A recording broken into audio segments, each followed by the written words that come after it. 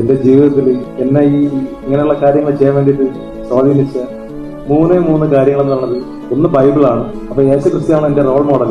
അത് കഴിഞ്ഞാൽ പിന്നെ ഞാൻ ഏറ്റവും കൂടുതൽ കാണുന്നത് ദേശമായിരുന്നു.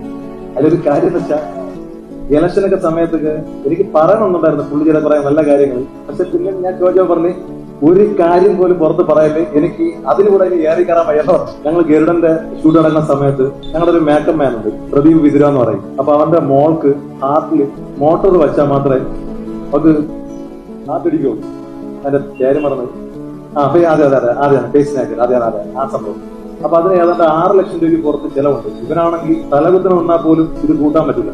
അപ്പൊ ഇവന് ഒരു ദിവസം ശമ്പളം എന്ന് പറഞ്ഞാൽ 1200 രൂപയുള്ളൂ. അപ്പൊ ഞങ്ങളിങ്ങനെ അവിടെ പറഞ്ഞിങ്ങനെ പിരിക്കാനുള്ള പരിപാടിയൊക്കെ നോക്കി ആരും സമ്മതിക്കില്ല പിരിവെന്നൊക്കെ പറഞ്ഞു. അങ്ങനെ ഞാൻ ഒരു ദിവസം പറഞ്ഞു, അളയാ നീ ഒന്നും നോക്കല്ലേ, നൈസായിട്ട് കയറി കര. അവന് കരയേണ്ട ആവശ്യമൊന്നും വന്നില്ല. ഞാൻ തള്ളി നോക്കിയിട്ടാണ് പോയത്. അവന് ചോദിക്കാൻ പേടിയുണ്ടായിരുന്നു. ഒന്ന് കേന്ദ്രമന്ത്രി കൂടെ ആയിട്ട് അവന് ഭയങ്കര പേടിയായിരുന്നു.